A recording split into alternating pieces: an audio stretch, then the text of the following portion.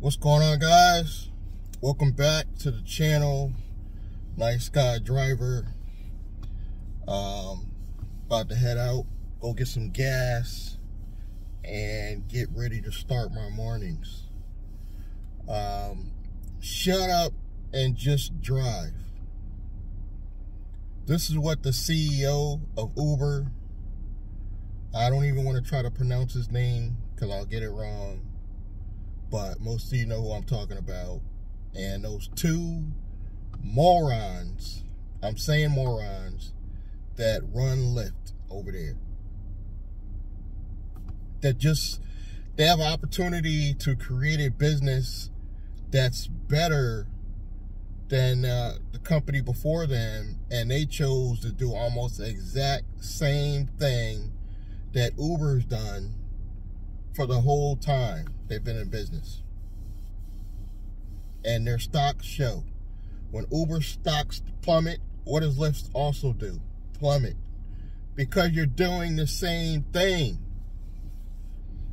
And it's not just them, it's you people in the comments that don't understand what drivers are going through. Just shut up and drive, because you just want to get to point A to point B. You don't care about the driver's feelings, what they're going through.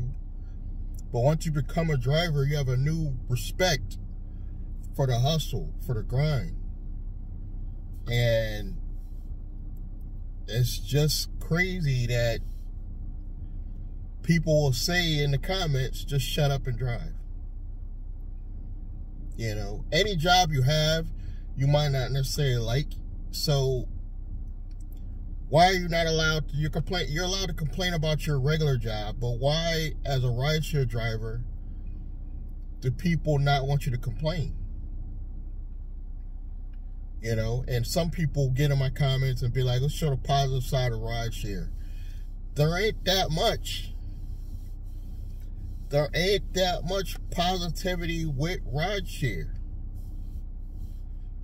Other than it's a means for me to possibly monetize the content and make money down the line doing that, and maybe get some affiliate offers, you know, under the description box below, you know.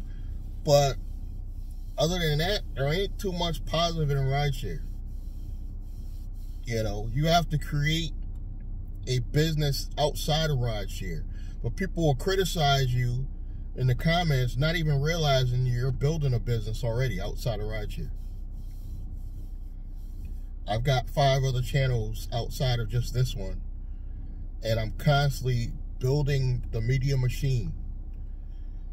The views slowly going up, the subscriber base slowly going up amongst all the channels combined.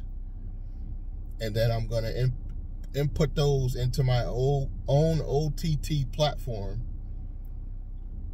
and charge a small monthly fee. You know, same thing as Patreon, but it's more personalized. It'll be your own brand. You know, Patreon doesn't let me do my own brand in the way that I want to. So that's the plan for the future. You got to have a plan for the future, guys. Rideshare can't be your only hustle. You got to treat rideshare what it is, a part-time hustle. It can be your main hustle, but you got to have other stuff going outside of just rideshare. Rideshare right now is my main hustle. I'm not going to lie to you guys. But I am bringing in a few affiliate dollars. You know, I am bringing in some few dollars from my strategy sessions, where people ask me questions about getting into business, mainly the wireless cell phone industry. I've been in the wireless cell phone industry online and off for over 20 years. So just being able to be older than some of these younger people asking for help, you're able to help. You have knowledge. You know, and then I've been in rideshare as long as some of these quote-unquote gurus, I guess. I've been doing rideshare since 2018, for those of you who don't know my story.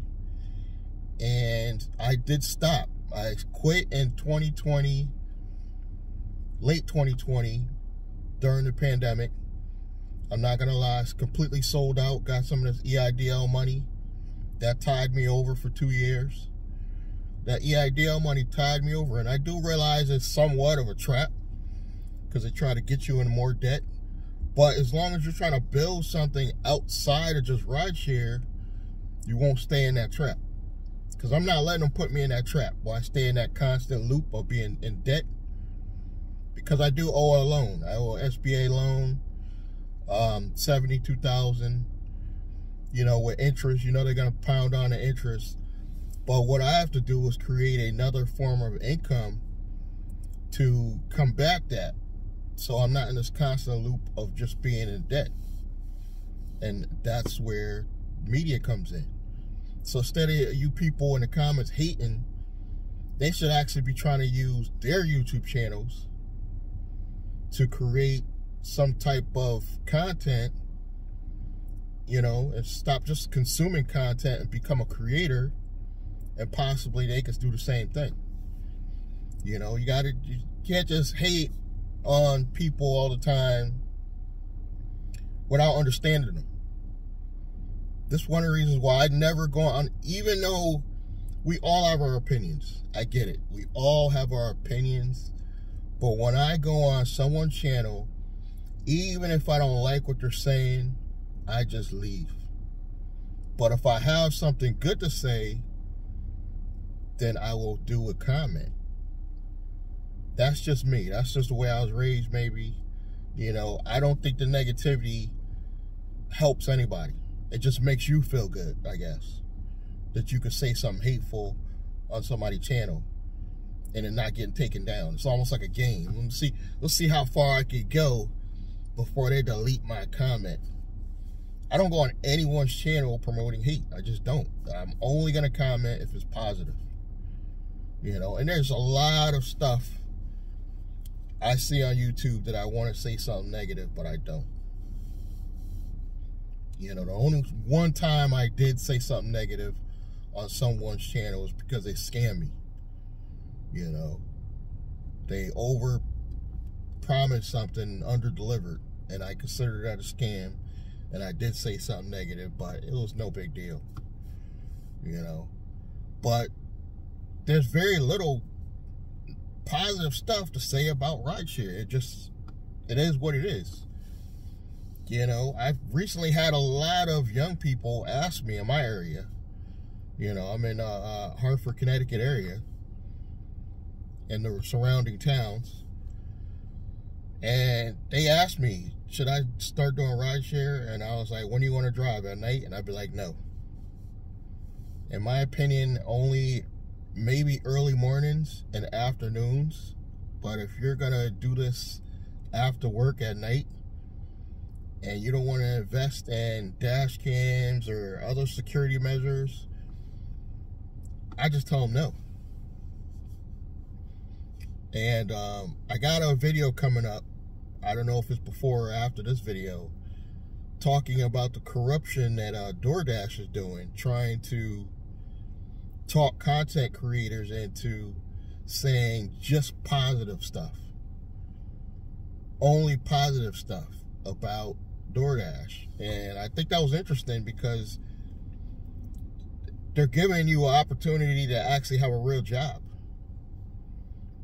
So do you sell out or you don't sell out? Because they're giving you a steady stream of income, depending on what the deal is. I shouldn't say that, because the video I got coming up, I think before this one, I think it talks about a girl that got offered a really bad contract. She was only going to make, for every sign up, maybe like $100, and they were going to throw her perks like certain tickets or whatever.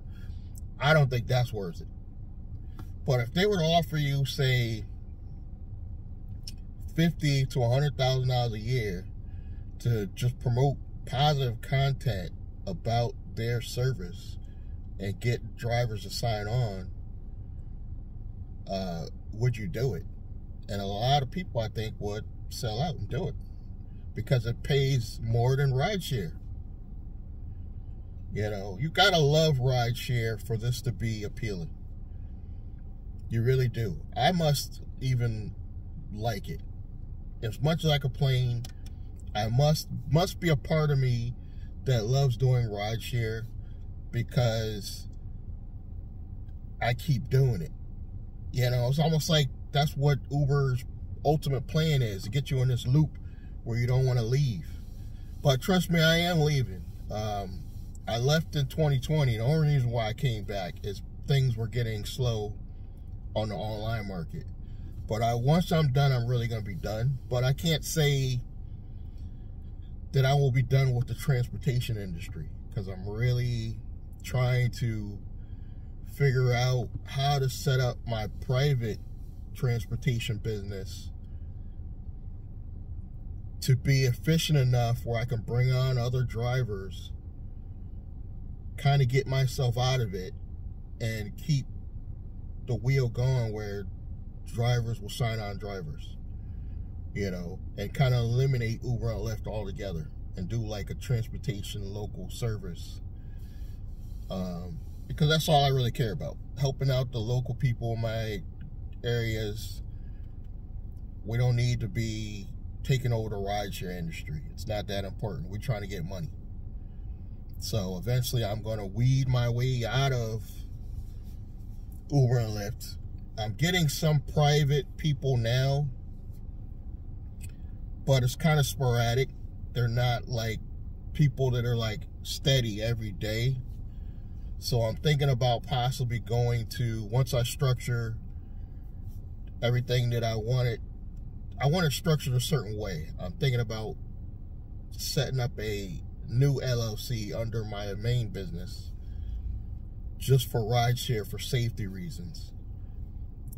Hit me in the comments if you got advice for me. You know, I got my own thoughts, but you know, everybody has their own opinion. And anything in transportation is high risk. That's the reason why I'm thinking about segmenting the ride part of it totally separate from my main business, you know. But you guys let me know what you think. I greatly thank the people that have been riding with me, giving me support, helping this channel grow. There's going to be complaining about Uber and Lyft on this channel, but I'm going to try to give you a more positive spin going into the future. Click that bell icon, subscribe, like, comment, and I'm going to catch you guys in the next one. Thank you.